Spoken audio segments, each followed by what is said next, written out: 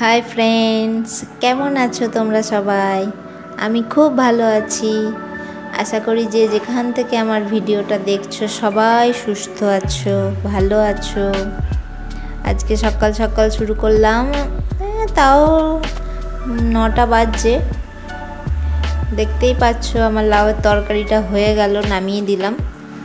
এবার একটু শাক ভাজা করব, রসুনটা ভেজে নিচ্ছি।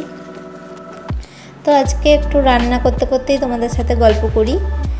আজকে যে বিষয়টা নিয়ে কথা বলবো সেটা হচ্ছে স্ত্রীরা কিসে খুশি হয়।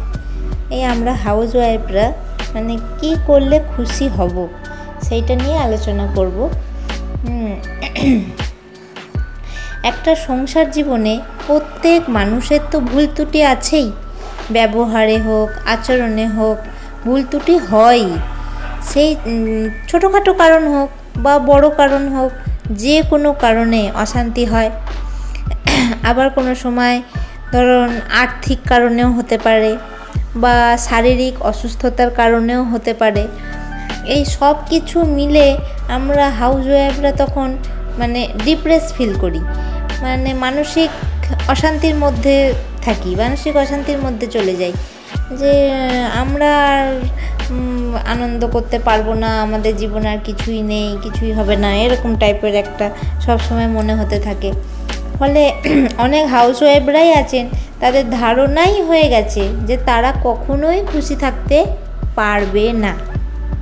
তাই আজকে আমার এই টপিকটা যে স্ত্রীরা কিভাবে খুশি থাকতে পারে, এই নিয়েই আজকে কথা বলবো।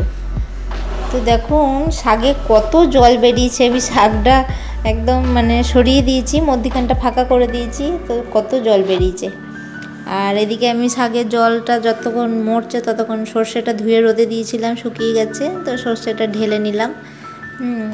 ওরকম রান্না করতে করতে টুকটাক সংসারে এটা ওটা কাজ করতেই থাকি। তো যেটা বলছিলাম, আমি খুশি থাকবো এই ধারণাটা আমাদের হাউস ওয়াইফদের মধ্যে মরে গেছে। বিভিন্ন রকম কারণ আছে, যেমন আমাদের জীবনে বলতে পারে আমাদের জীবনে স্বাধীনতা নেই বা শান্তি নেই, শুধু কাজ কাজ কাজ বা অন্যের কথা শোনা, এইগুলোতেই মানে জীবন ভর্তি হয়ে গেছে। খুশি থাকা বা শান্তিতে থাকা এগুলো বোধহয় আমাদের দ্বারা হবে না। তো সবার প্রথমে বলি, এই ধারণাটাই পাল্টাতে হবে।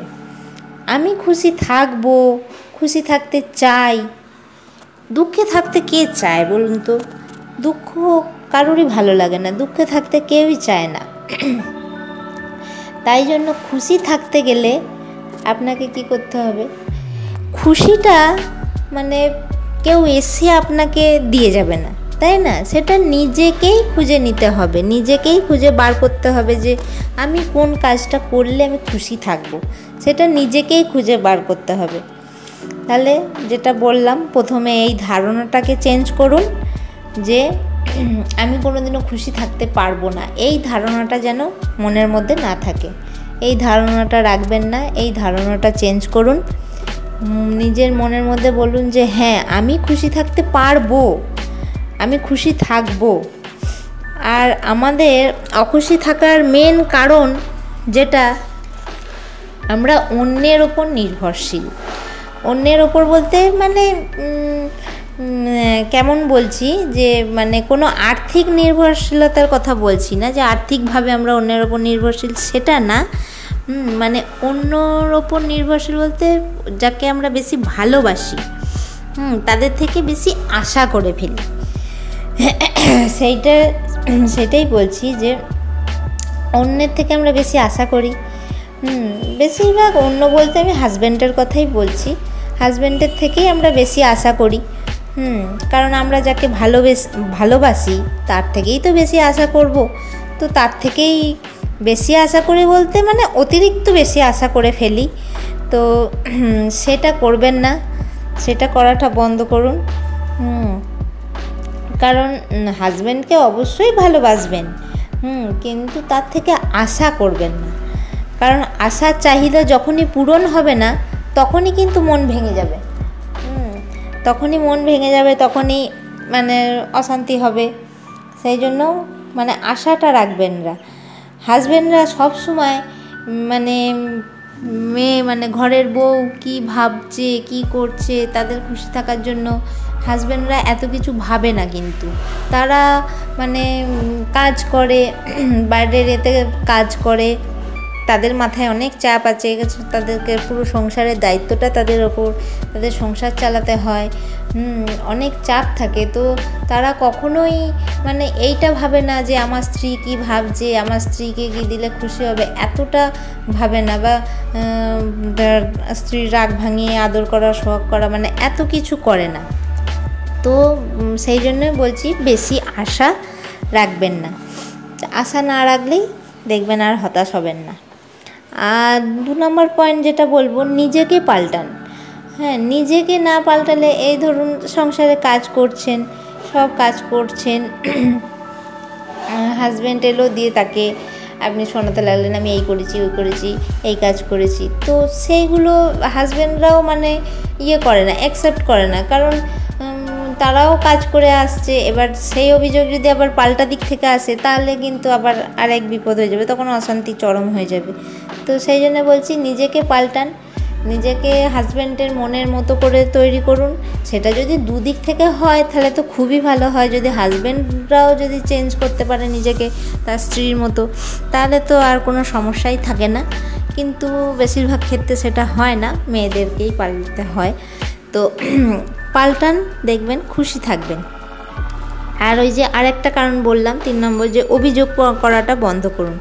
কারণ যে কাজ করছেন, সারাদিন কাজ করছেন, আপনার সংসার আপনিই কাজ করছেন, সারাদিন কাজ করছেন, সেই কাজগুলোই আবার যখন হাজব্যান্ড বাড়িতে এলো তখন শোনাতে বসলেন, তো পাল্টা অভিযোগ যদি হাজব্যান্ডের তরফ থেকেও আসে, তাহলে কিন্তু অশান্তি চরম হবে। তো অভিযোগ করা বন্ধ করুন। আর আরেকটা কারণ বলবো, প্রবলেম আসলে সেটাকে ফেস করুন। 4 নম্বর পয়েন্ট, প্রবলেম আসলে সেটাকে ফেস করুন। প্রবলেম সবার জীবনেই আসে, এমন কারণ নেই যে আমার জীবনে কোনো প্রবলেম নেই, সেটা ছোট হোক বা বড় হোক। সেই সময় যদি হাজব্যান্ডের মানে সেরকম কোনো প্রবলেম হয়, সেই সময় হাজব্যান্ডকে ছেড়ে যাবেন না, সেই সময় কাঁধে কাঁধ মিলিয়ে তার সঙ্গে হাতে হাত রেখে থাকুন, কাজ করুন। তার অসময়ে তার যেন মনে না হয় যে আমার অসময়ে সে আমাকে ছেড়ে চলে গেল, বা এটা বলবেন না যে এখন তোমার অসময় চলছে, আমি বাপের বাড়িতে থাকি, তুমি এদিকটা সামলাও, এরকম ছেড়ে যাবেন না। সেই জন্য বলছি প্রবলেম আসলে সেটাকে ফেস করুন, দুজন মিলেই ফেস করুন।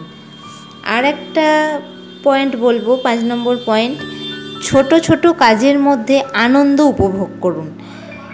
আপনি কিসে খুশি থাকবেন সেটা আপনি নিজে ভালো করে জানেন, কোন কাজ করতে ভালোবাসেন সেটাও আপনি ভালো করে জানেন।